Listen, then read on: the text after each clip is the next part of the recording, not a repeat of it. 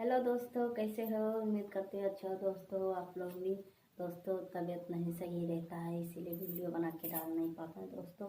कल वीडियो बनाए दोस्तों, रात को इतनी तबीयत खराब हो गई मेरी, इतना खांसी आ रही है दोस्तों, दवा लेके आवे नहीं ठीक हो रही है दोस्तों।